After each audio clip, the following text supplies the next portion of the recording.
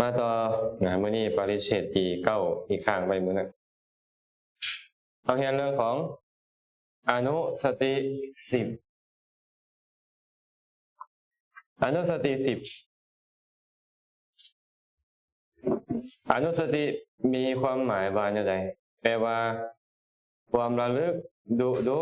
หรือสติที่ตามระลึกดุนั่นเอง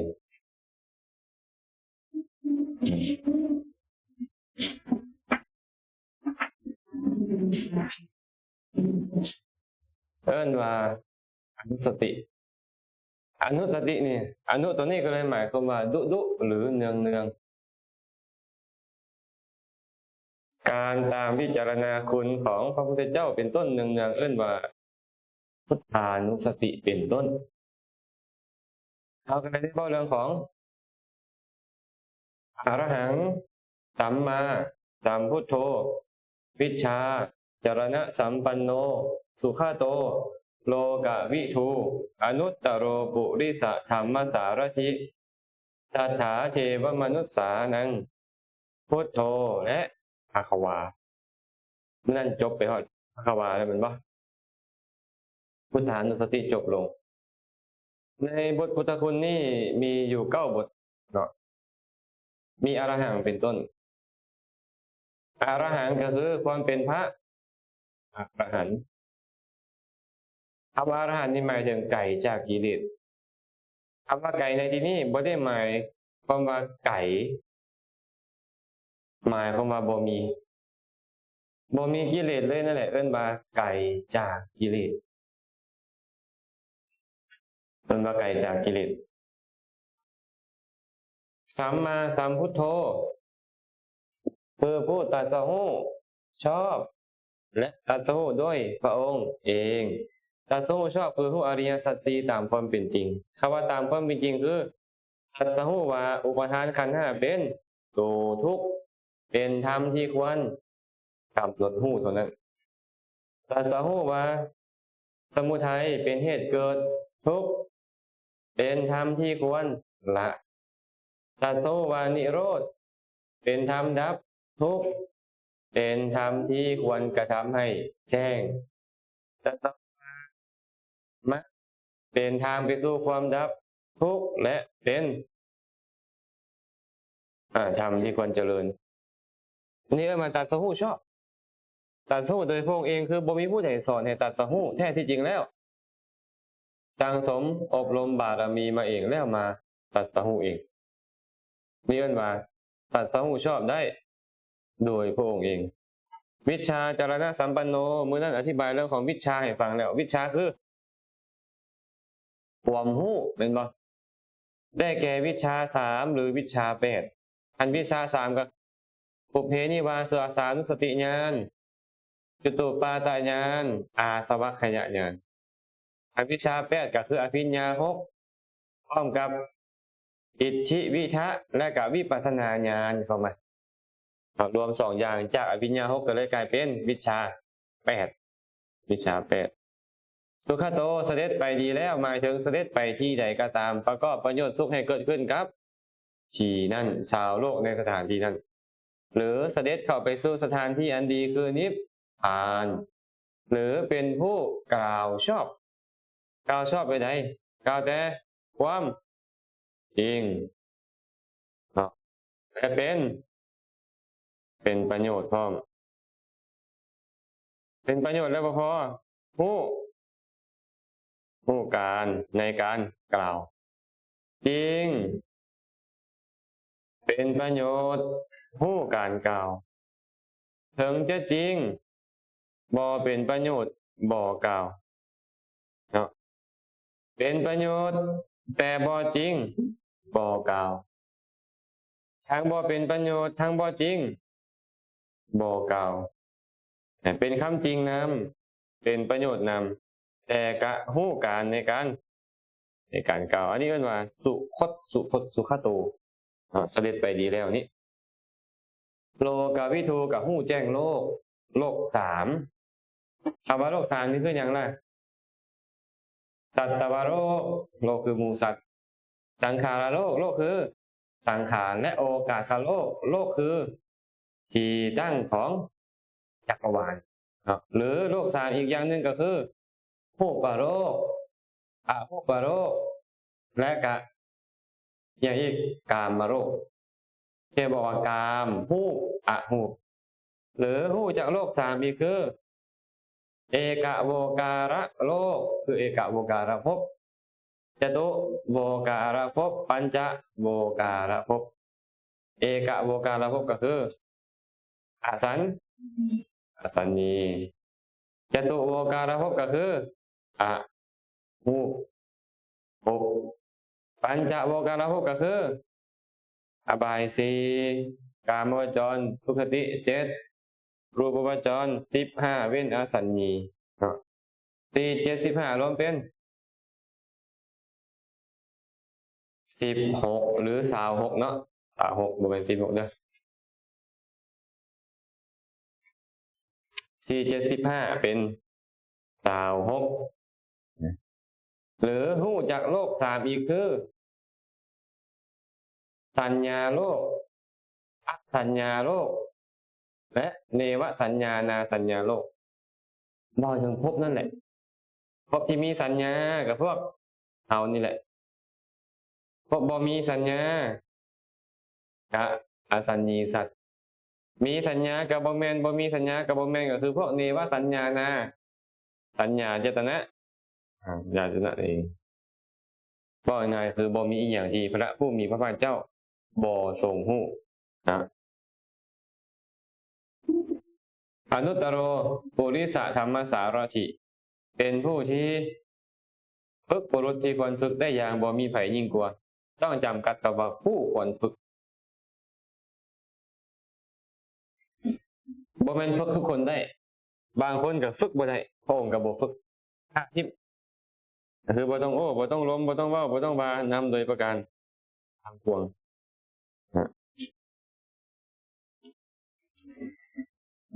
บางคนได้บรรลุอรหันต์บางคนได้อนาคามีบางคนได้สกทาคามีบางคนได้โสดาบันบางคนถึงพระพุทธพระธรรมพระสงฆ์เป็นที่เพิงบางคนออกบวชบางคนเข้าถึงสุคติแล้วแต่บางคนแค่สร้างปณิสัยแต่ก็ชื่อว่าฝึกเพื่อฝึกสัทธาเทวมนุษย์สานังก็คือเป็นเทวดาของที่เป็นสัทธาคือผู้สั่งสอนเทวดาและมนุษย์ทั้งหลายอันนี้เพิ่นว่าเทวดาและมนุษย์ก็จริงแท้ที่จริงแล้วบ่มีผู้ใดเลยที่พระพุทธเจ้าจะสอนจะบ่สอนแค่มีอุปนิสัยเห็นบ่แค่เดรัจฉานก็สอนพุทโธบัดนี้พุทโธก็คือผู้ฮู้ผู้ตื่นผู้เบิกบานคือปราศจากกิเลสนั่นเองผู้ฮู้แล้วนำพาคนอื่นให้ฮู้ตามเอิ้นว่าพุทโธพุทธะนี่มีอยู่4ประเภทพุทธะ4ประเภท1สัมมาสัมพุทธะ2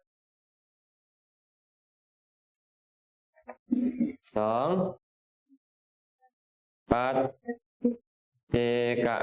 พุทธะ3อนุพุทธะ4สุตตะพุทธะ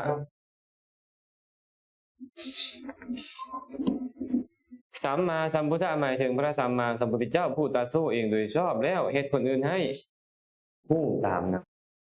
ปัจเจกพุทธะหมายถึงพระปัจเจกพุทธเจ้าที่ตรัสรู้เองแต่บ่สามารถสอนคนอื่นให้รู้ตามได้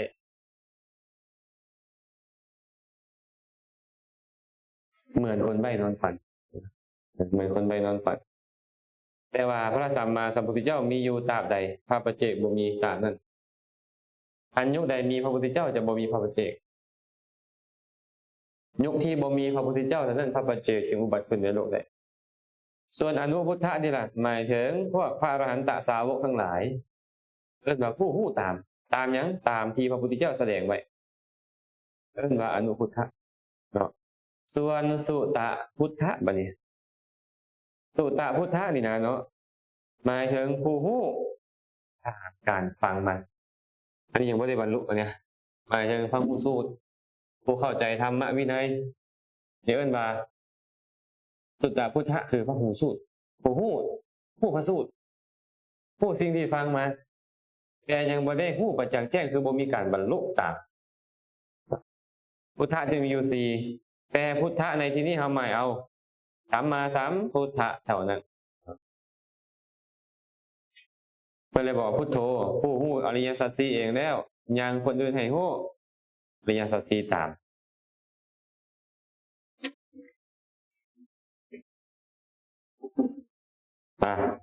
พระควาเนี่ย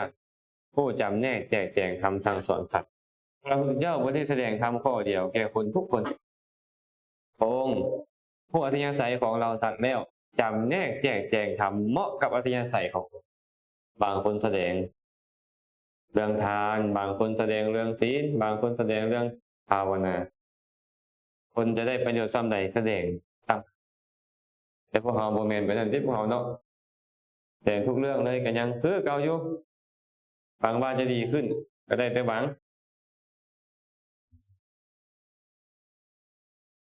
แต่พระองค์นี้เหมาะกับอริยสัยของวินัยสัตว์จริงที่พระองค์แสดงไปในขณะนั้นเลยบ่แม่นว่าเพิ่นแสดงให้พูดเหมาะกับเฮาปัจจุบันพี่ก็ยังบ่แม่นเหมาะกับหมู่สัตว์ขณะนั้นแต่ว่าเป็นประโยชน์เกื้อกูลแก่พวกเรานำแน่นอนจบแล้วพุทธานุสติทำมาขึ้นธรรมานุสติบ่เนี่ยธรรมานุสติธรรมานุสตินี่นะคืออย่างไรอนุสติที่มีพระพุทธคุณมีความเป็นสวากขาตธรรมเป็นอารมณ์ชื่อว่าธรรมานุสติหมายถึงการตามระลึกถึงธรรมเอามาอ่านผิดเนาะสวากขาโตนะ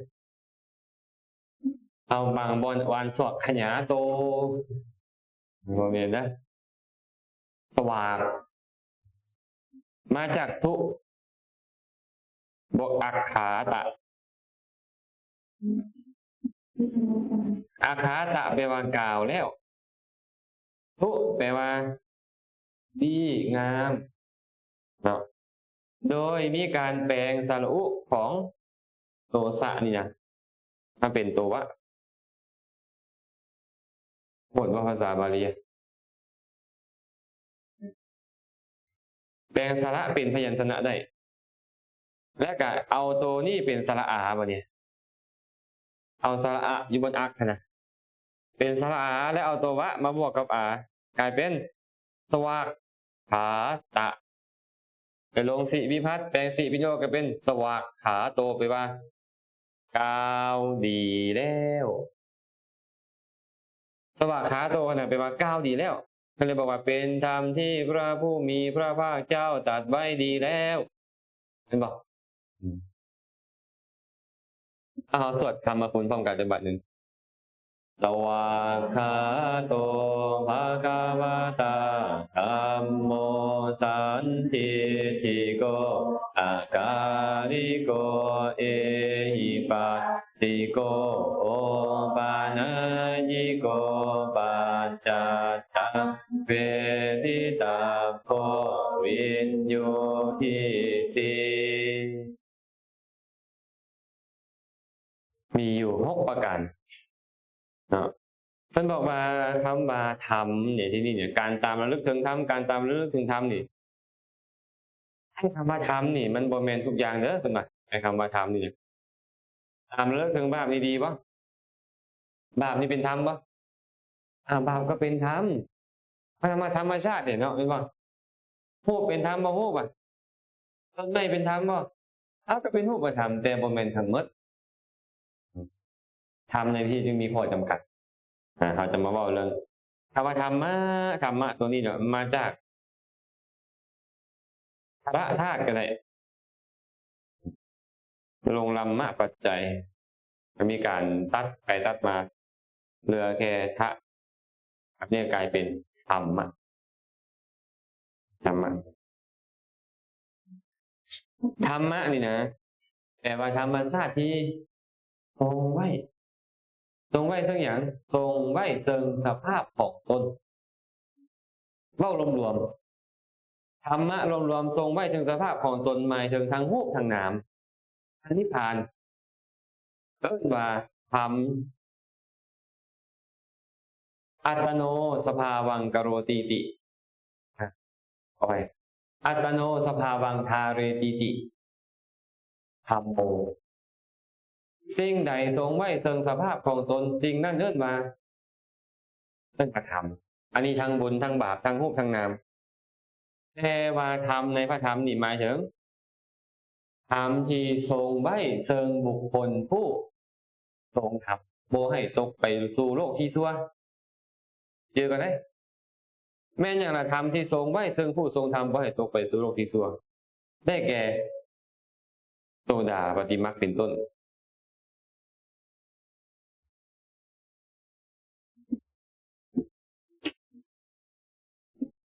เพราะโสดาปฏิมรรคเท่านั้นจึงจะทรงไว้เซิงผู้ทรงธรรมโบให้ตกไปสู่โลกที่ชั่วได้เป็นบอกเอาสมมุติพ่อพระสนฟังธรรมเอาเทศเอาว่าแน่นอนบอกว่าจะบ่ไปอบาย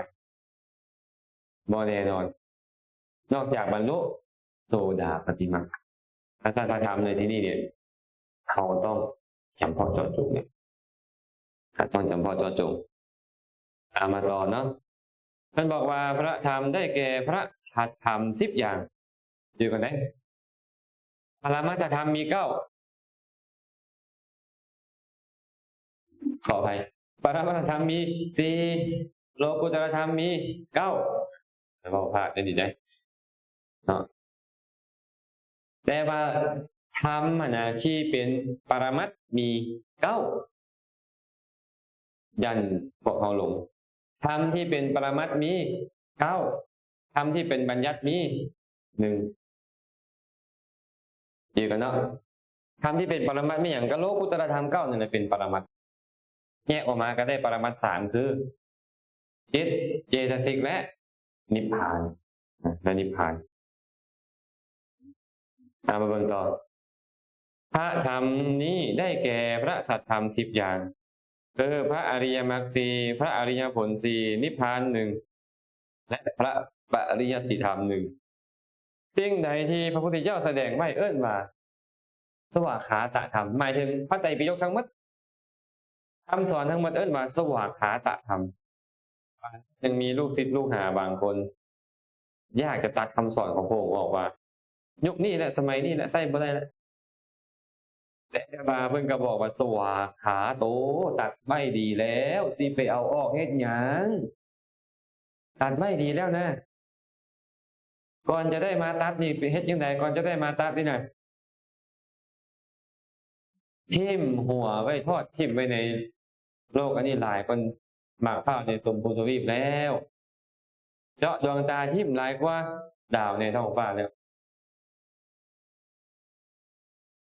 อยากเอาทิ่มผิดอย่างแต่หลายคนยังอยากเอาทิ่มอยู่อย่าให้เป็นเฮาเด้อขอพระดอนเด้อ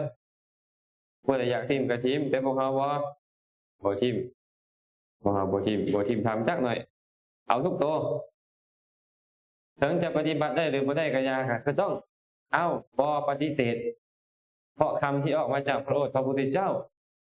พระพุทธเจ้าบ่เว้าเพ้อเจ้อแน่นอนบ่เว้าหยาบคายบ่เว้า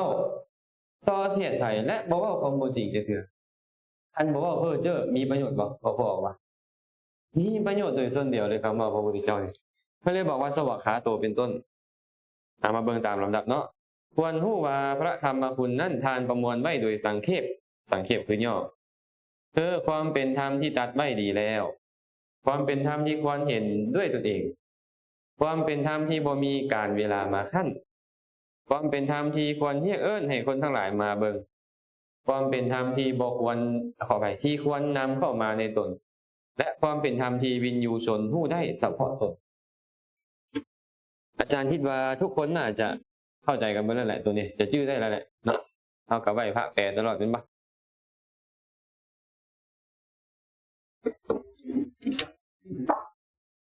มาเบิ่งตามลำดับกันเลยในบรรดาพระธรรมคุณทาง6บทนั้นควรรู้ความหมายของแต่ละบทแบบนี้ว่าบทว่าสวากขาโตเป็นธรรมที่ตัดไว้ดีแล้ว ความว่าพระธรรมชื่อว่าเป็นธรรมที่ตัดไว้ดีแล้วก็โดยเกี่ยวกับความเป็นธรรมที่มีความงามในเบื้องต้นท่ามกลางและที่สุดเถิงพร้อมด้วยอัฏฐะพยัญชนะบริสุทธิ์บริบูรณ์สิ้นสุดตัดไว้ดีแล้วอย่าอยากไปเติมอย่าอยากไปตัดให้สมทานศึกษาในบทในพยัญชนะที่เพิ่นตัดไว้ดีแล้วนั้นคำว่าศึกษาบ่ได้หมายความว่าหาคำมาอธิบายบ่ได้บ่แม่นจังซั่นคำว่าศึกษานะแต่อันใดบ่ได้ตัดไว้อย่าบอกว่าเพิ่นตัดอันใดที่เพิ่นตัดไว้อย่าบอกว่าบ่แม่นแบบนี้นะเช่นพระองค์ตัดทำไว้ดีแล้ว บางอย่างเหมือนกับเป็นอย่างคือเว้าแนวนี้คือบ่เว้าแนวอื่น เจ้าคนมีกิเลสคิดแต่เพิ่นสัพพัญญุตญาณคิดพระพุทธเจ้าต้องคนมีเหตุมีผลโดยส่วนเดียวบ่แม่นคนบ่มีเหตุบ่มีผลแสดงอีหยังไว้ต้องมีลำดับมีขั้นตอนมีจุดมุ่งหมายของเพิ่นตั้งแต่ว่าเฮาเข้าถึงหรือเฮาเข้าบ่ถึงเท่านั้นแหละแต่สมัยนั้นเขาฟังแล้วเขาเข้าถึงด้วยบทนี้ด้วยพยัญชนะนี้เห็นบ่บางบทน่ะเฮาฟังแล้วยังเฉยๆยังบ่ฮู้หยังบาดคนอื่นฟังข้าแต่พระองค์ผู้เจริญธรรมนี่แจ่มแจ้งหลายธรรมนี่แจ่มแจ้งหลายกันเลยพระองค์ทรงแสดงธรรมด้วยประการต่างๆเหมือนกับบุคคลหงายของที่คว่ำเปิดของที่ปิดบอกทางแก่คนหลงทางหรือส่องประทีปในที่มืดด้วยหวังว่าคนมีตาดีจะเห็นผู้ใดขอพระองค์จงทรงจำไว้ว่าข้าพระบาทนี้เป็นอุบาสกผู้ถึงพระพุทธพระธรรมพระสงฆ์เป็นที่พึงนับตั้งแต่มื้อนี้จนตลอดชีวิตน้อยเดียวนะบัดเฮาฟังแล้วคือเฉยๆเห็นบ่บัดเฮาฟังแล้วก็คือว่าเอามาอีหยังบ่เว้าก็ได้นะครับนี่เจ้าผู้คนนิสัยจำนี้มีกิเลสแบบนี้แต่คนที่ฟังต่อหน้าพระพักตร์ของพระองค์ตอนนั้นน่ะเขาบ่แม่นแบบเจ้าและหลายๆอย่างเขาฟังแล้วเขาบรรลุไปแล้วแต่เจ้าเนี่ยเจ้าไปเทียบกับเขาเจ้าเขามาเทียบกับเจ้าแล้วเจ้าว่าบ่ควรบ่ได้อันนี้คือการกระทำมาวินัยทุกข้อเลยญาติโยมถึงเขาประพฤติบ่ได้เขาก็จะไปปฏิเสธบางคนนี่มักเว้าขนาดนั้นเว้าให้ดูดีนะมันมักเว้าแบบโอ้ยโลกพอดใส่แล้วยังงมงวยอยู่เนาะให้สาระแท้ไปยึดแต่คำสอนพระพุทธเจ้านั้นแบบนี้ก็ยังเว้านะแบบนี้ก็ยังเว้าพระได้นี่เว้านี่นะอย่าไปยึดหลายแม่บทพยัญชนะเอาคันเจ้าบ่เอาบทเอาพยัญชนะมาอธิบายให้เข้าใจเจ้าจะเอาไปปฏิบัติได้แบบไหนบางคนปฏิเสธเลยอย่าไปยุ่งกับมันหลายศีลวินัยนะเอาปรมัตถ์ได้ไหมเพิ่นว่าเจ้าบ่เข้าใจคำว่าปรมัตถ์บ่เข้าใจบัญญัติตามกันเว้าจังซี่ทำวินัยทุกอันบัญญัติทั้งหมดเห็นบ่บ่บัญญัติเจ้าสิฮู้ได้ไดพระองค์ก็บัญญัติไว้นี่นะแสดงไว้นี่จังฮู้อันนี้เอิ้นว่าบัญญัติแต่คันเจ้าบ่เข้าใจบัญญัติเจ้าจะลึกซึ้งในปรมัตถ์ได้จังได๋เป็นหยังพระองค์คือใช้บัญญัตินี้จุดมุ่งหมายอยากให้ฮู้ปรมัตถ์ข้อใดบัญญัตินี่นะต้องเข้าใจเห็นบ่อันนี้ปฏิเสธหมดเลยเอาคำเว้าที่เขาเว้าถึกใจอาตมาเบิ่งโลกโซเชียลคือกันคำเว้าของครูบาอาจารย์บางองค์ที่เว้าถึกใจเขาโอ้ยเขาแซวแท้เอาว่าบาดคนบางคนก็แชร์ธรรมะที่เป็นพุทธพจน์เป็นอย่างลงบ่สนใจติดพยัญชนะเขาว่าติดพยัญชนะเขาว่าซิเลยเพราะนอนหนังสือเขาว่าแท้ที่จริงแล้วนะคำสอนของพระพุทธเจ้าทั้งหมดนะพระองค์แสดงมีอัตมีประโยชน์โดยส่วนเดียวเจ้าบ่มักบ่เป็นหยังเจ้าอย่าไปปฏิเสธและอย่าซักส่วนคนปฏิเสธคันเจ้าเฮ็ดแบบนั้นนี่โมฆะบุรุษได้พระพุทธเจ้าเคยตรัสกับพระมหากัสสปะอันนี้เราควรฟังเอาไว้เด้อนี่นะมันฟังเอาไว้เวลามีผู้ใดมาเว้าจังใดหนึ่งเราถึงสิมีสติพระมหากัสสปะนี่นะเข้าไปเฝ้าพระสัมมาสัมพุทธเจ้ากราบทูลว่าข้าแต่พระองค์ผู้เจริญแม่นอย่างเป็นเหตุแม่นอย่างเป็นปัจจัยเมื่อก่อนปฏิโมกข์บัญญัติน้อยพระอรหันต์หลายแต่ปัจจุบันปฏิโมกข์บัญญัติหลายสิกขาบทบัญญัติหลายแต่พระอรหันต์น้อยลงพระพุทธเจ้าก็เลยบอกว่ากัสสปะเอ้ยสัตว์ทั้งหลายต่ำทรามลงสัตว์ทั้งหลายต่ำทรามลงสิกขาบทเลยต้องบัญญัติหลายขึ้นเพื่อให้เขาเข้าถึงธรรมบ่แม่นบัญญัติสิกขาบทเบียดเบียนลูกศิษย์เพิ่นบ่แม่น ที่เพิ่นบัญญัติก็คือบ่อยากให้เจ้านี่ออกนอกทางของอริยธรรมเจ้าก็บอกว่าสิกขาบทเพิ่นน่ะใส่บ่ได้อย่าไปยึดอย่าไปติดหลายเพิ่นน่ะรู้ไหมพวกเขาอยากเอาแบบปรมัตถ์คนที่ศึกษาปรมัตถ์เขาบ่เข้าใจบัญญัติการศึกษาพุทธพจน์ต้องเข้าใจทั้งบัญญัติเข้าใจทั้งปรมัตถ์บอกบ่ได้เลยสมัยก่อนมีเลยมีพระองค์หนึ่งเก่งปรมัตถ์พระองค์เนี่ยชื่อเราว่าอริ t สุดท้ายพระพุทธเจ้าปราบอาบัติขับออกจากหมู่ผมปรมัตถ์นะเอาได้ปรมัตถ์เอาสมมุติเสพมิถุนธรรม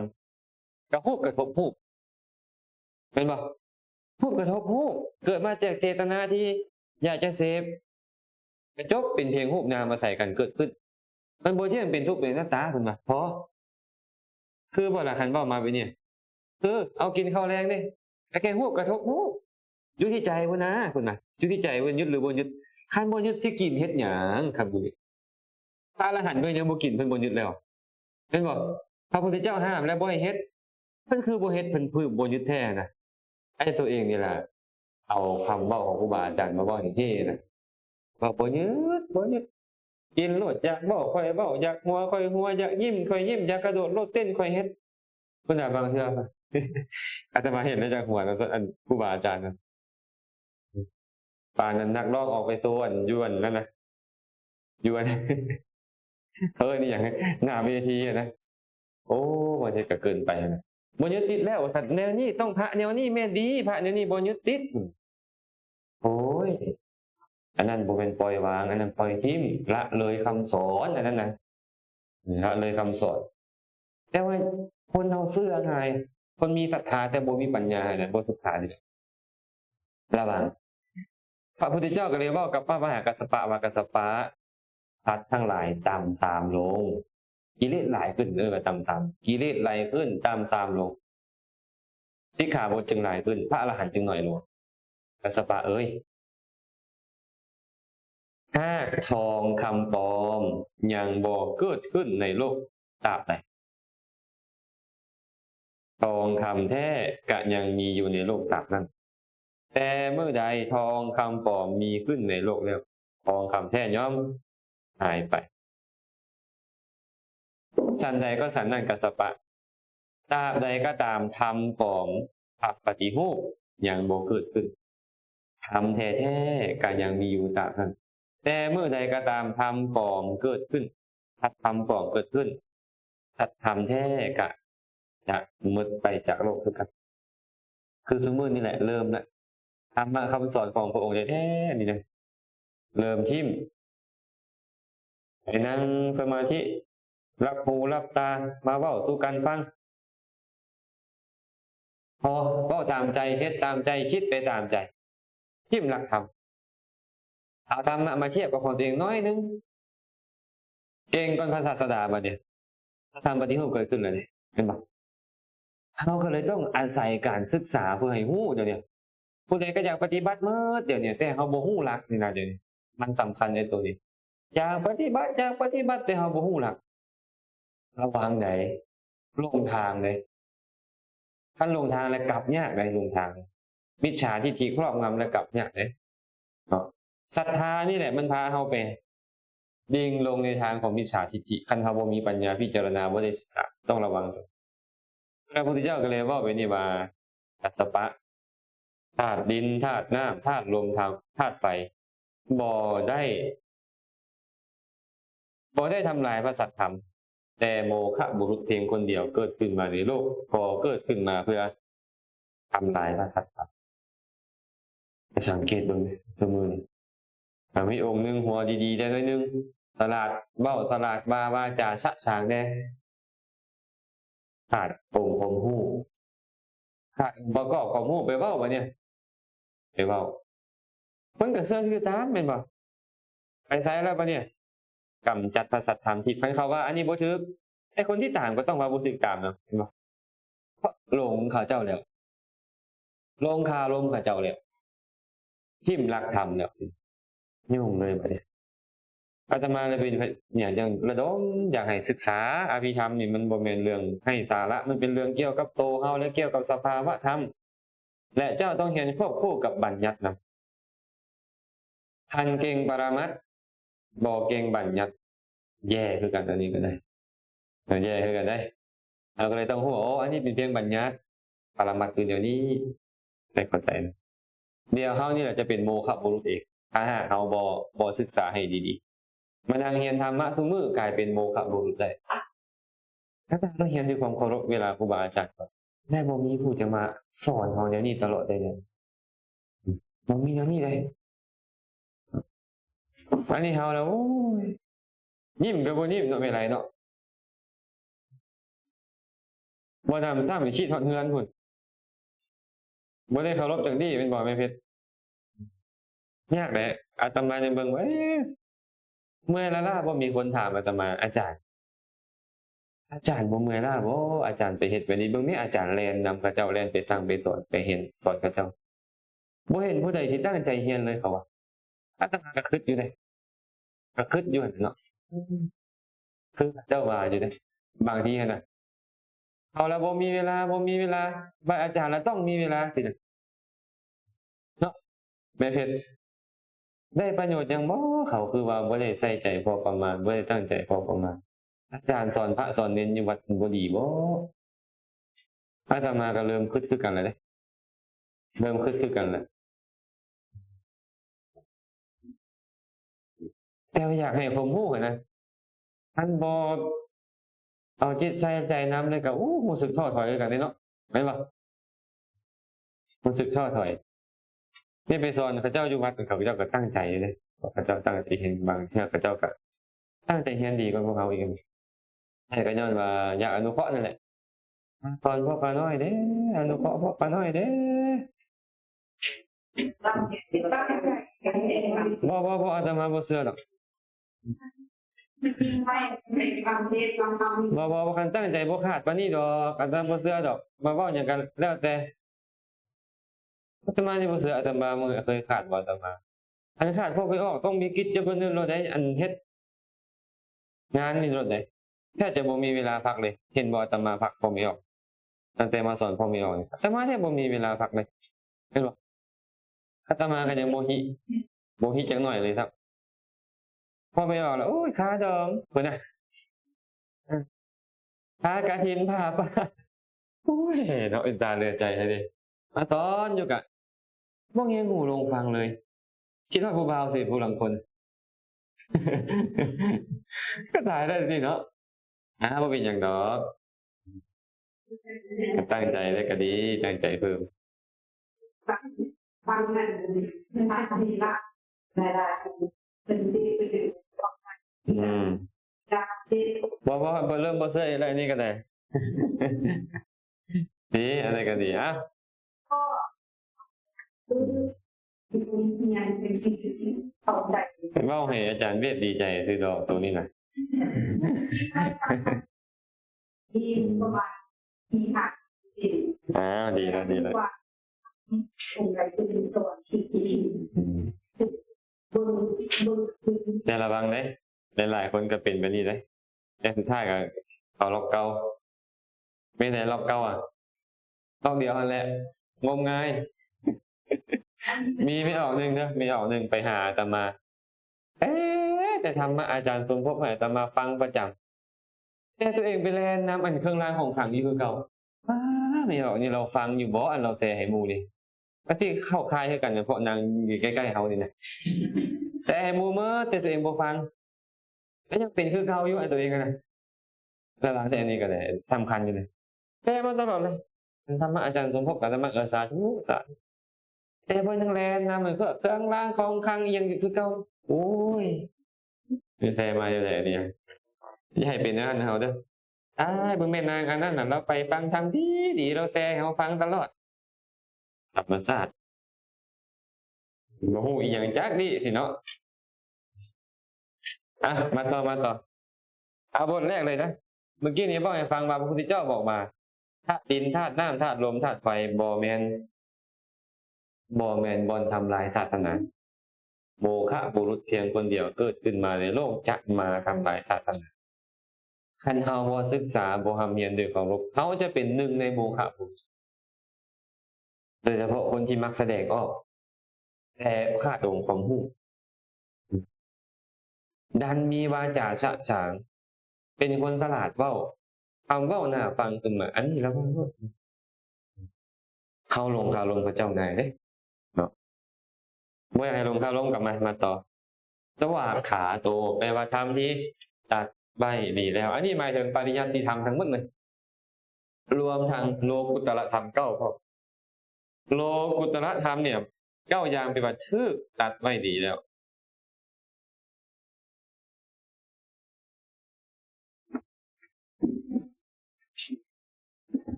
ชื่อตัดถึงนะและคำว่าสวากขาโตนี่บ่แม่นแต่โลกุตตรธรรมดอกทุกพุทธพจน์ทุกคำสอนที่แสดงใหม่ทั้งหมดเอิ้นว่าสวากขาโตทั้งหมดมุ่งเอาบัญญัติเป็นที่ตั้งตัวนี้มุ่งเอาบัญญัติเป็นที่ตั้งแต่บัญญัตินั่นก็คือถึงโลกุตตรธรรม9นำบุญมีบ่เว้าเรื่องบุญมีบ่สวากขาโตตัดเรื่องบุญมีบ่มีตัดเรื่องบาปมีบ่มีตัดเรื่องที่บ่แม่นทั้งบุญบ่แม่นทั้งบาปมีบ่มีให้ก็ตัดไว้แต่เป็นที่เพิ่งน้อยได้บ่บาปอันนี้ต้องพิจารณาเพิ่มเอามาเบิ่งบัดนี้สันทิฏฐิโกสันทิฏฐิโกเป็นธรรมที่เห็นได้เองสันทิฏฐะเนี่ยแปลว่าเห็นเองมาจากสังบอกทิฏฐิมาลงอีกะมาใส่หรือลงกะคือก็ได้กลายเป็นสันทิฏฐิกะแปลว่าทำอันเห็นได้ด้วยตนเองผู้อื่นบอกว่าได้ตรงนี้ตัวเองต้องเห็นด้วยตัวเองเห็นยังไงจะเห็นล่ะต้องเจริญไตรสิกขาต้องเจริญศีลสมาธิปัญญาแล้วจะเห็นได้ด้วยตัวเองความว่าพระธรรมซื่อว่าเป็นธรรมที่เห็นได้เองก็เพราะอันพระอริยบุคคลทั้งหลายควรเห็นคือควรแทงตลอดด้วยญาณทัศนะนั่นเองโดยลำดับการปฏิบัติญาณทัศนะคือปัญญาเนาะญาณทัศนะคือปัญญาอันเป็นเครื่องตัดสหูแต่มันบ่ได้เกิดขึ้นน้อยๆมันต้องอาศัยการเจริญไตรสิกขาศีลสมาธิและปัญญาไปตามลำดับท่านก็เลยบอกว่าเห็นได้เองก็เพราะพระอริยบุคคลทั้งหลายควรเห็นบ่แม่นคนทั่วไปเห็นอันนี้นะแม่นยี่ดอกว่าเขาเห็นอันนี้เป็นบุญแท้อันนี้เป็นบาปแท้อันนี้ยังบ่ซื่อว่าเห็นในที่นี้หมายถึงโลกุตตรธรรม9อย่าง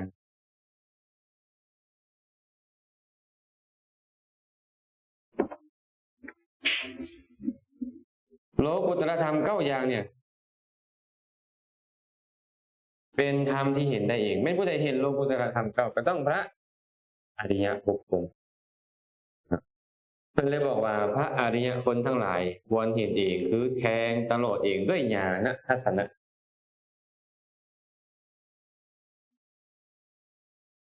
เข้าใจป่ะบทแสดงว่าธรรมคุณนี่นะบ่ได้แม่นทั้งหมดได้นี่ได้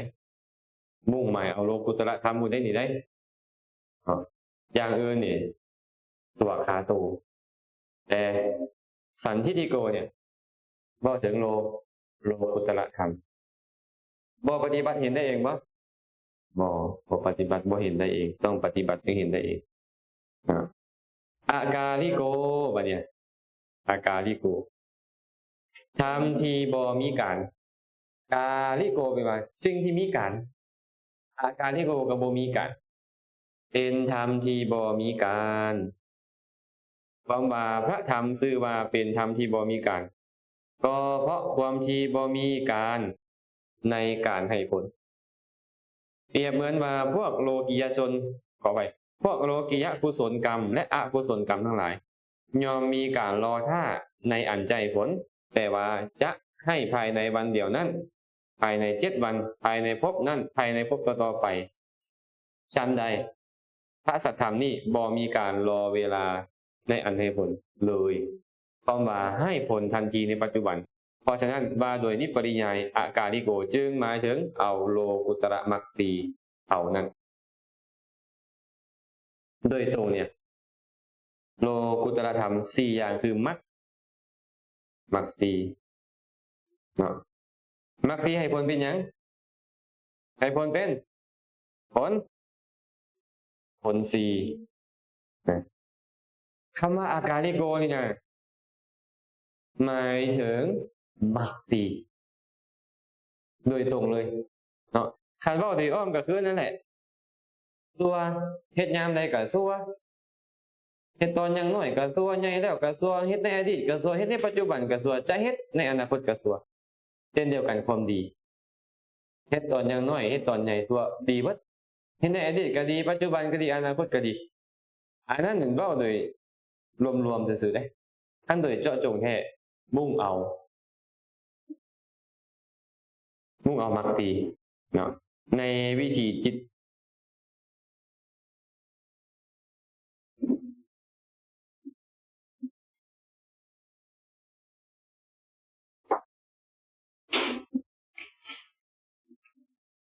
ใช่เนาะบัดนี้นี่ เราเบิ่งมรรควิถีเห็นปะอันนี้อาจารย์จะให้เข้ามาใกล้แล้วเห็นมรรควิถีปะตัวนี้เลยเป็นมรรควิถี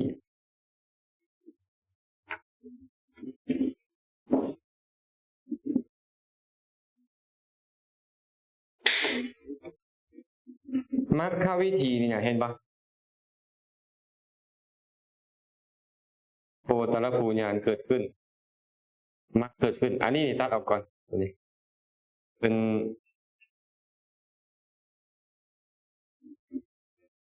อันนั้นเว้าเรื่องของการตอนการบรรลุเป็นพระสกทาคามีเป็นต้นตัวนี้เอาก่อนโพตรภูเกิดขึ้นมรรคเกิดขึ้นเห็นมรรควะมรรคเกิดขึ้นดับไปผลเกิดขึ้นแน่นอนมรรคเกิดขึ้นดับไปผลเกิดขึ้นแน่นอนบ่มีอีหยังมากั้นระหว่างมรรคกับผลนี่เห็นบ่อันบ่มีระหว่างกั้นนี่แหละเอิ้นว่าอากาลิโกคันว่าไม่ออกปรารถนาเฮ็ดบุญบ่ฮู้ว่ามันสิส่งผลตอนใดจะส่งผลในชาตินี้บ่หรือชาติหน้าหรือชาติต่อๆไปเพราะมันเป็นทางทิฏฐธรรมอุปปัชชะและอัปปราปะละจะให้ผลมื้อนี้บ่ภายใน7มื้อบ่หรือตอนใดบ่ฮู้แต่ว่ามันต้องท่าเวลาแต่ว่ามรรคกับผลเนี่ยบ่มีท่าเวลามรรคนี่เป็นกุศลผลนี่เป็นวิบากกุศลเกิดขึ้นดับไปผลอันเป็นวิบากเกิดขึ้นเลยในทันทีพวกโลกุตระธรรมเนี่ยก็เลยบอกว่า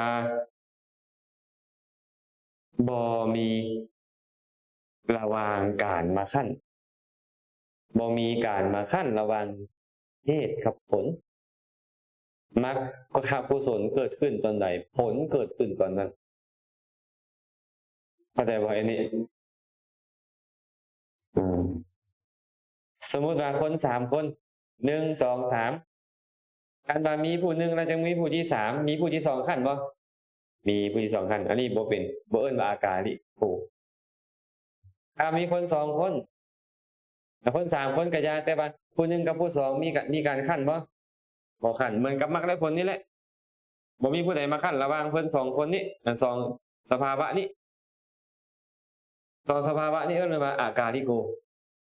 ทันอยู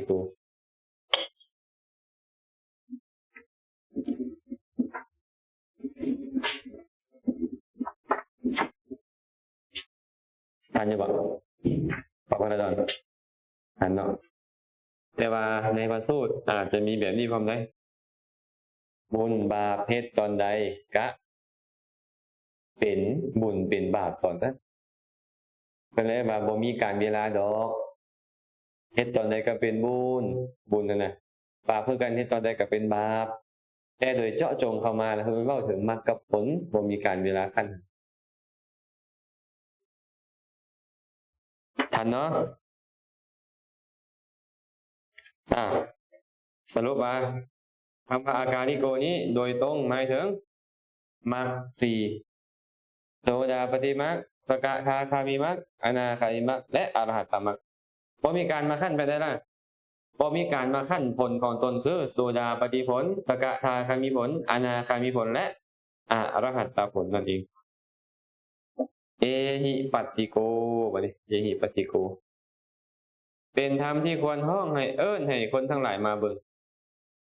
ความว่าพระธรรมชื่อว่าเป็นธรรมที่ควรห้องให้คนทั้งหลายมาเบิ่งว่าเป็นไปแบบที่ตัดไว้นั่นจริงหรือบ่หรือว่าเพราะเป็นของมีประโยชน์และบริสุทธิ์ผู้ใดเขาบรรลุธรรมแล้วนะเขามีแต่ความปรารถนาจากให้คนที่เขาฮักนะให้มาประพฤติมาปฏิบัติตาม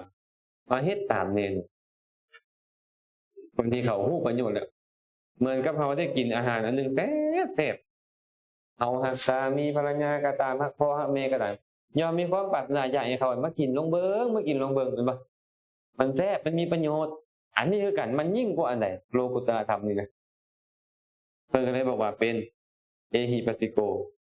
ควรแฮกให้คนอื่นมาเบิ่งคือพวกเขานี่นะบางเทื่อยังทีธรรมะย่านคนอื่นฮู้ตามเฮาหรือฮู้ยิ่งกว่าเฮาแต่พระอริยเจ้าทั้งหลายแล้วนี่นะบ่มีความทีแล้วมีแต่อยากให้คนอื่นได้ฮู้เหมือนกันกับตนหรือยิ่งกว่าตนบ่มีความทีบ่มีความอิจฉาโดยเฉพาะทีธรรมบ่มีเลยบ่มีอ่านบ่โอปัญญิโกบ่เนี่ยโอปัญญิโกเป็นธรรมที่ควรน้อมเข้าไปในตนเอาเข้ามาได้ยังไงในตนนี่นะยัดเข้าหูอย่างนี้บ่ไม่ออกบี้เอามาที่ไหนแล้วมาในตนไม่บ่แม่นเฮ็ดให้มีในตัวเองหมายความว่าเฮ็ดให้ตัวเองนี่เข้าถึงมันเกิดได้บ่หารว่าเข้ามาหาเฮาเพราะเฮาเข้าถึงเฮาต้องเจริญไตรสิกขาคือเก่านั่นแหละเจริญศีลสมาธิปัญญาแล้วฮู้แจ้งมันควรน้อมเข้ามาในตัวคือน้อมมาเป็นอารมณ์เนาะเพิ่นก็เลยอธิบายว่าพระธรรมชื่อว่าเป็นธรรมที่น้อมเข้ามาในตนแบบนี้คือพระอริยมรรคสี่และอริยผลสี่ชื่อว่านำเข้าไปในตนสลายหายนำเข้าไปในตนโดยการเฮ็ดให้เกิดขึ้นในจิตของตนเพื่อให้จิตตัวเองเป็นมรรคเป็นผลคือต้องมีการเจริญศีลสมาธิปัญญานั่นเองส่วนพระนิพพานชื่อว่าควรน้อมเข้าไปในตนเห็นบ่ตัวรุมนำโดยการเฮ็ดให้เป็นอารมณ์แห่งจิตของตนคือมรรคผลนี่ควรเฮ็ดให้เกิดขึ้นในเฮาแต่นิพพานนี่นะควรเอาเป็นอารมณ์ของมรรคและผลนะ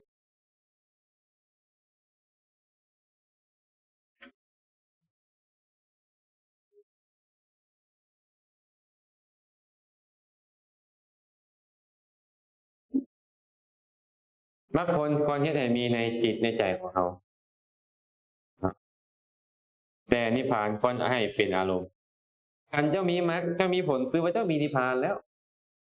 เพราะนิพพานเป็นอารมณ์ของมรรคของผลแน่นอนเพิ่นบอกว่าแสวงหานิพพานก็บอกแล้วว่าแสวงหามรรคหาผลเห็นบ่แสวงหามรรคก็บอกแล้วว่าแสวงหานิพพานน้ำแสวงหาผลน้ำแน่นอนเห็นบ่บอกอันหนึงแล้วอันหนึงในพระสูตรสูตรหนึ่งในอุทยสูตรพระพุทธเจ้าได้บอกว่าคนยอมเวียนเกิดเวียนตายดูดุมหาชนยอมนำซากศพไปทิ่มอยู่ป่าซ่าดูดุแต่นางปราชญ์บัณฑิตถึงเวียนเกิดเวียนตายดูดุก็เกิดมาเพื่อให้ฮู้มรรคเพื่อแสวงหามรรคแล้วบ่เกิดอีกถ้าว่าแสวงหามรรคก็หมายถึงแสวงหานิพพานหรือว่าแสวงหาผลพร้อมแล้วในตัวแล้ว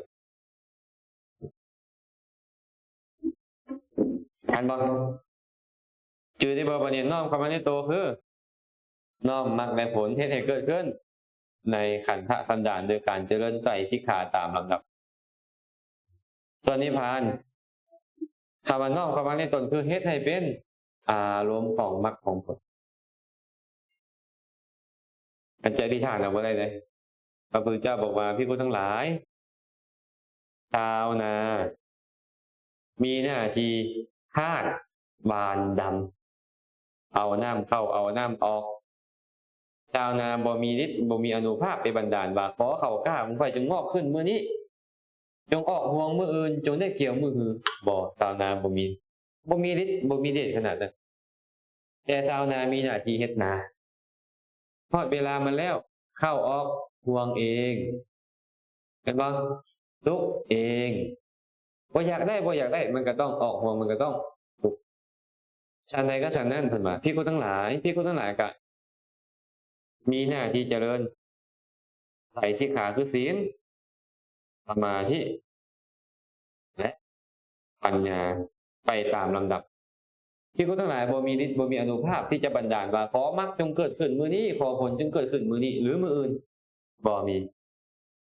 มีอานุภาพจะไปบันดาลได้กันแสดงว่าอยากได้เหตุก็ตามแต่ต้องเฮ็ดขออภัยอยากได้ผลปานใดก็ตามต้องเฮ็ดเหตุอยากได้มรรคผลนิพพานจะก็ต้องเฮ็ดเหตุคือศีลสมาธิปัญญานั่นเองนี่แหละที่เราเฮ็ดอยู่นี่ก็คือสั่งสมศีลแด่สมาธิแด่ปัญญาแด่เท่าละเล็กเท่าละน้อยนี่แหละพุทธเจ้ายังอุปมาคนจะข้ามฟากจากฝั่งที่มันทุกข์มีภัยนี่ไปสู่ฟากที่มันเกษมเลยต้องหีบโฮมใบไม้แดกิ่งไม้แดพวกหญ้าแดเอามายัดติดกันมัดติดกันใหญ่ขึ้นเป็นพวกเป็นแพรป้องกันแค่ได้ป้องกันปลาสลามได้แล้วได้มือเลยเท่าทั้งสองเนี่ยเพียรพยายามข้ามไปสู่ฝั่งพุ่นเลยตอนนี้ใบไม้ของเขาที่จะข้ามอาจจะได้กำมือนึงมันพอบ่ล่ะที่เราจะขี่ข้ามเลยเราก็ต้องเฮ็ดเรื่อยๆเด้มือละใบกับ10 มือจึงเอาใบนึงอะไรดีกว่าต้องเอาเป็นมือละใบไปก็ยังดีเป็นบ่มือละใบ2 ใบมือละกิ่ง2 กิ่งสังสมแบบนี้แหละอันมันใหญ่พอแล้วจิ้มลงน้ำบ่จมแล้วโดดขึ้นบ่จมแล้วบ่มีอันตรายในระหว่างแล้วได้มือละเท่าทั้งสองผายข้ามไปกับพ้นจากทุกข์คือห่างกายนี่อัตภาพนี่ออกไปสู่ฟังพุ่นคือนิพพานเลยเราก็ต้องขนขวายเนาะสังสมเนอะไม่ไรก็คือขนาดพวกเราตั้งใจผลว่าก็คือขนาดเลยตั้งใจกันดีเนาะมื้อนี้พอเข้าใจมื้อนึงมันก็ต้องเข้าใจนะพอเข้าใจหลายเข้าใจน้อยต่อได้บัดนี้ได้สุดท้ายบัดนี้ปัจจัตตังเวทิตโพวินยูหิบ่เป็นวินยูหิติเด้มาจากวินยูหิบวกอิตินี่บ่มีความหมายอีหยังก็แปลให้มันว่าดังนี้แล้วก็แล้วนะวินยูหินี่แปลว่าอันวินยูชนผู้ได้อันวินยูชนคืออันผู้ฮู้ทั้งหลายอันวินยูชนก็หมายถึงพระอริยเจ้าทั้งหลายนั่นแหละบางอิติก็เลยกลายเป็นวินเฮ็ดเบิ่งนิดนึงวินยูหิบวกอิติเมื่อบวกกันแล้วเนี่ยไอ้ค่าสระอีของตัวหินี่ออก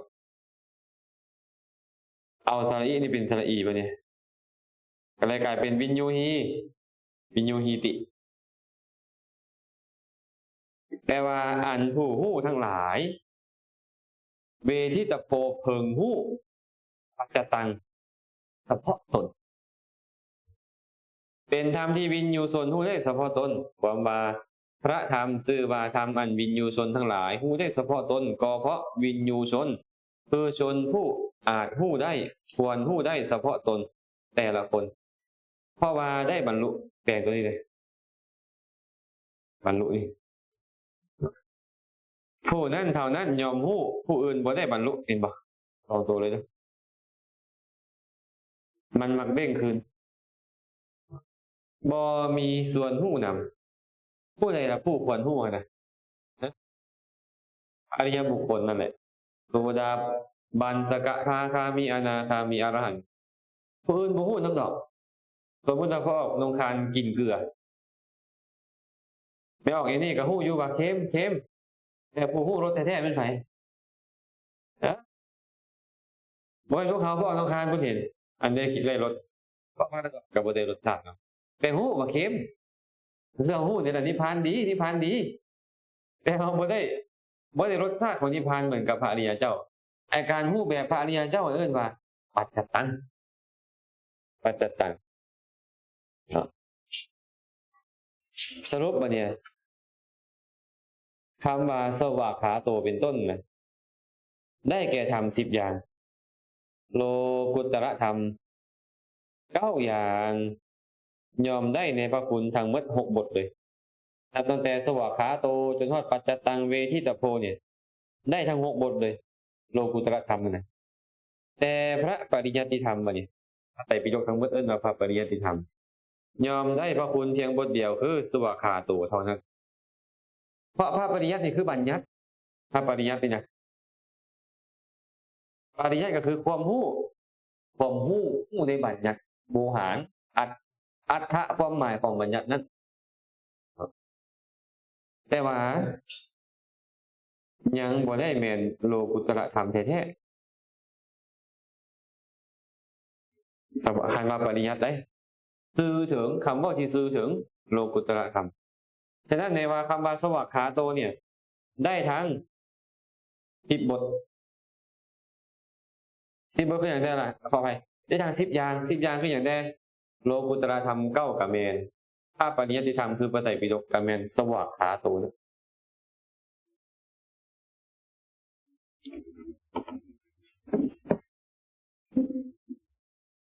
ทันบ่มีอะไรทันบ่ทันอยู่เดี๋ยวพี่สาธุทันฟังเพิ่นว่า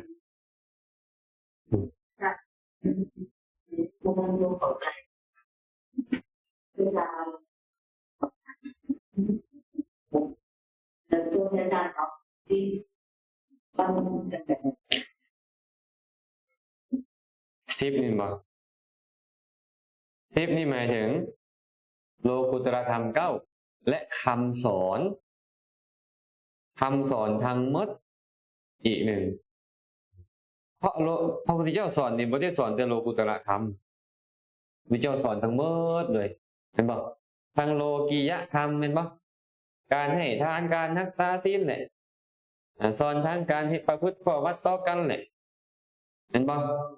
สอนให้ทำมาค้าขายก็ยังสอนเฮ็ดแบบนี้เด้อขยันหมั่นเพียรเด้อรักษาให้ดีเด้อคบมิตรดีแน่ใช้ชีวิตพอเพียงตอนจนคันจนป้นแบบนี้จะบ่พินาศจนป้นแบบนี้จะพินาศไอ้แบบนี้น่ะเอิ้นว่าปริยัติทั้งหมดเลยและสอนโลกุตระธรรมบ่สอนโลกุตระธรรมทั้งโลกียะทั้งโลกุตระรวมอยู่นี่ในคำว่าสวากขาโตโลกียธรรมก็ตามโลกุตระธรรมก็ตามพระพุทธเจ้าแสดงไว้ดีแล้วทั้งหมดแต่ว่าบทบาสันทิฏฐิโกเป็นต้นบ่แม่นฮู้ปริยัติฮู้ปรมัตถ์ไปแต่ปรมัตถ์นั่นหมายถึงโลกุตระธรรมมรรคสี่ผลสี่นิพพานหนึ่งแต่ถึงจะว่าโลกุตระธรรม3อย่างนี้ก็ตามได้นี่นะ3คือมรรคผลนิพพานหรือ9มรรคสี่ผลสี่นิพพาน1เป็น9ก็ตามแต่คันเจ้าบ่ฮู้แจ้งอริยสัจ4นี่นะมันบ่สามารถฮู้แบบนี้ได้ก็พอถึงอริยสัจ4เรียบร้อยแล้วนะแต่ว่าโลกุตระธรรมนี่เพื่อฮู้แจ้งสิ่งเหล่านั้นฉะนั้นเพิ่นก็เลยบอกว่าบทบาสันทิฏฐิโกเป็นต้นนี่นะมุ่งหมายเอาเฉพาะที่เป็นโลกุตระธรรมเด้อบ่แม่นโลกิยธรรมนำเพราะธรรมจะเป็นที่พึ่งของเฮาบ่แม่นโลกิยธรรมที่เป็นอกุศลเห็นบ่แม้แต่กุศลก็ยังบ่แม่นที่พึ่งแท้อยู่เพราะยังเข้าถึงอบายได้ถูกบ่แต่ว่าโลกุตระธรรมเกิดขึ้นแล้วเป็นที่พึ่งได้อย่างยิ่งบ่บัดนี้บ่ต้องเข้าถึงอบายแล้วแต่เที่ยงแท้จะปรินิพพาน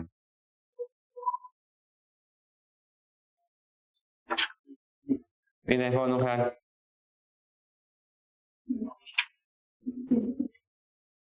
โอเคแปลว่า ตกลงอย่างไอ้นี่เป็นไงพอเข้าใจอยู่บทว่าสวากขาโตนี่คืออย่างสวากขาโตนี่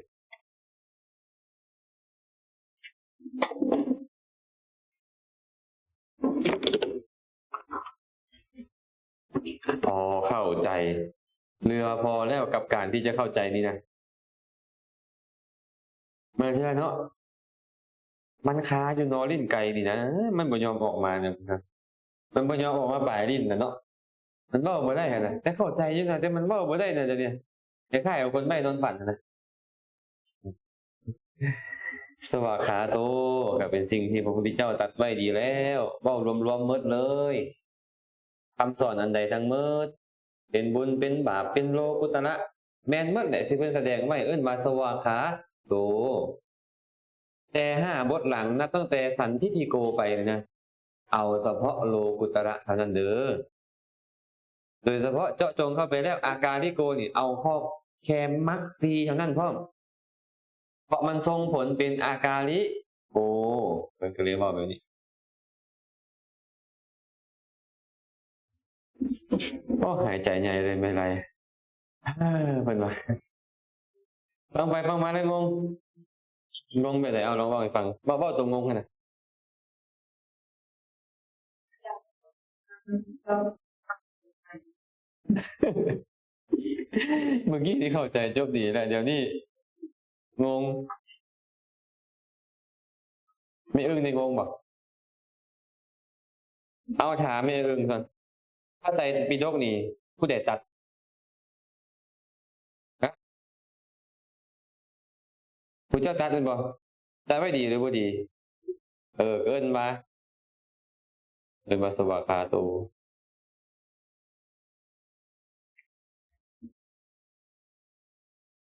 ตัดไว้ดีเลยเนาะเอาปิฎก3นี่สอนเรื่องหยังล่ะบุญมีบ่เว้าเรื่องบุญบ่เว้าเรื่องบาปบ่เว้าเรื่องอพยากตะบ่มีหมดเลยแสดงมาทั้งบุญทั้งบาปทั้งโลกียะทั้งโลกุตระเอิ้นว่าสวากขาโตบทนี้ได้ทั้งบุญบาปโลกุตระโลกียะทั้งหมดเอ้าสันทิฏฐิโกบ่เนี่ยอันเจ้าเห็นเองนี่บ่เป็นเห็นบาปใดเจ้าเห็นเองนี่นะเจ้าเห็นเองนี่หมายถึงว่าเจ้าปฏิบัติแล้วเจ้าบรรลุโลกุตระธรรมแล้วเจ้าเห็นเองบ่เป็นผู้อื่นเห็นแทนเจ้าเข้าใจบ่บ่เป็นแค่เห็นโลกิยะคันเห็นโลกิยะนี่บ่ต้องมีพระพุทธเจ้าแม่นบ่บ่มีพระพุทธเจ้าก็มีคนฮู้แล้วอันนี้บาปอันนี้บุญมาตั้งแต่ก่อนมีพระพุทธเจ้าแต่บ่เคยมีคนเห็นโลกุตระบ่เคยมีคนเห็นมรรคเห็นผลเห็นนิพพานพระพุทธเจ้าเลยชื่อว่าเป็นผู้ที่มาประกาศเป็นจังไดพระองค์เห็นเองแล้วและประกาศให้ผู้อื่นเห็นเองด้วยตนเองอีกทีหนึ่งเห็นยังเห็นโลกุตระบทว่าอากาลิโกบ่เนี่ยนักเข้าไปกว่าหันอีกเอาแต่ตัวที่จะส่งผลบ่เอาผลมันนำเพราะกำลังบอกทำที่ให้ผลก็ตัวมันเป็นเหตุมันจึงให้ผลเพิ่งก็เลยยกผลมันออกไว้ต่างหากเด้อคันเจาะจงไปถึงเหตุเนี่ยให้ผลได้บ่จำกัดการก็หมายถึงมรรค4เท่านั้นเข้าใจบ่คันฮู้แล้วเห็นแล้วแบบนี้ยากให้คนที่ฮักเขาแพงมาฮู้มาเห็นตามบ่เพิ่นก็เลยเอิ้นว่าโอเอหิปัสสิโกเป็นสิ่งที่ควรเอิ้นให้มาพวกท่านทั้งหลายนี่ดีขนาดเราเห็นโลกียธรรมเฮายังอยากให้หมู่เข้ามาแล้วแม่นบ่เอาบ่คันเห็นโลกุตตรธรรมเฮาอยากให้พวกเจ้าฟังธรรมเด้อยากให้พวกเจ้าฟังธรรมเด้แม่นบ่ขนาดเราเห็นมันดีได้อันโลกียธรรมท่านเห็นโลกุตตรธรรมเด้เพิ่นก็เลยบอกว่าควรน้อมไปผู้อื่นมาและโอปนายิโกควรน้อมเข้ามาในตนคือคนที่เห็นมันเกิดขึ้นในโลกุตตรธรรมเนี่ยแต่ว่ามันเกิดขึ้นกับไผล่ะบ่แม่นเกิดขึ้นกับคนที่น้อมบ่แม่นเกิดขึ้นกับคนที่อยากเกิดขึ้นกับบุคคลผู้ปฏิบัติศีลสมาธิปัญญาเขาว่าวินยูหิคือผู้ฮู้ทั้งหลายหมายถึงพระอริยเจ้า ผู้ใดเฉพาะตนเองผู้เองจบแล้วธรรมคุณ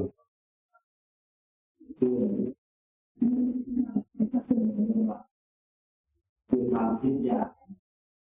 บุคลากรบุคลากรเข้าอย่างนี้ติดพวกว่าเข้ามาที่ในปริญญา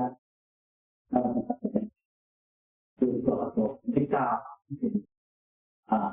บุคลากร โลกิยะ ยังหนึ่งลำตัวเอาในนั้น เฮ้ยบางอย่างต้องให้พวกลูกค้าซอย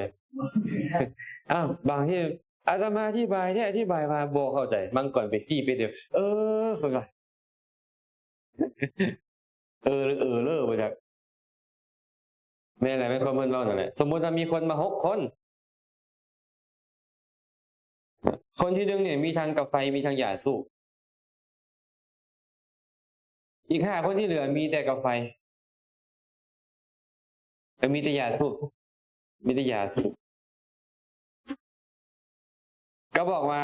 หญ้าสูบมีนำทั้ง6คนเด้อแต่กับไฟมีในคนเดียวนั้นแสดงว่าคนที่มีทางกับไฟมีทางหญ้าสูบมีคนเดียวที่เหลือมีแต่หญ้าสูบโมโหสิงงตื่มบ่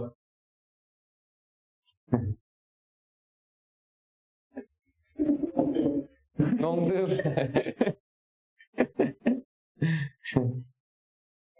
ยาสูบนี่เหมือนกับโลกุตระธรรมเนาะยาสูบนี่นะเหมือนกับโลกุตระธรรมเลยมีอยู่ในทาง6 บทนั้นกาไฟเหมือนกับโลกิยะธรรมเลยมีได้แต่ในตัวเดียวนี่สรุปก็คือตัวเดียวนี่มีทางโลกิยะเลยมีทางโลกุตระสวากขาโตนะบทสันทิฏฐิโกเป็นต้นมีแต่โลกุตระเบ้าเฉพาะแต่โลกุตระโลกุตระมีเท่าไหร่9พระปริยัติอีกหนึ่งกลายเป็น10พระปริยัติเบ้ารวมทั้งโลกุตระทั้งโลกียะ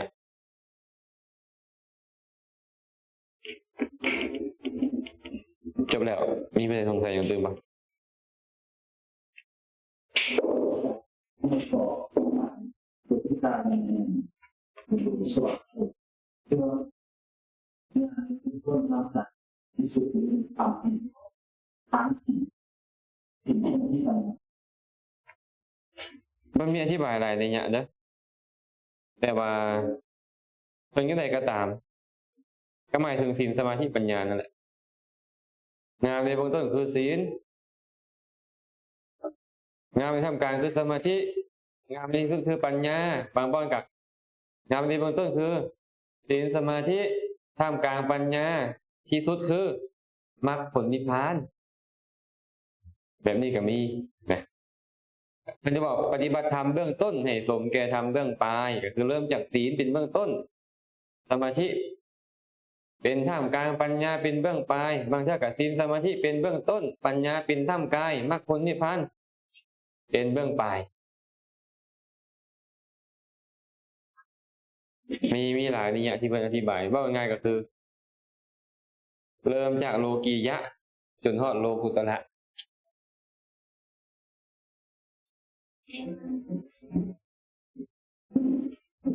ทันบ่แม่เพชรทันบ่เหมือนจะทันเป็นบ่เหมือนจะทันในอะไรบอกอธิบายไปอธิบายมาให้งงครับ เมื่อกี้นี่เหมือนเข้าใจแล้วเนาะอธิบายซ้ำแล้วมันงงจ้อยไปดิเป็นจังไดเนาะ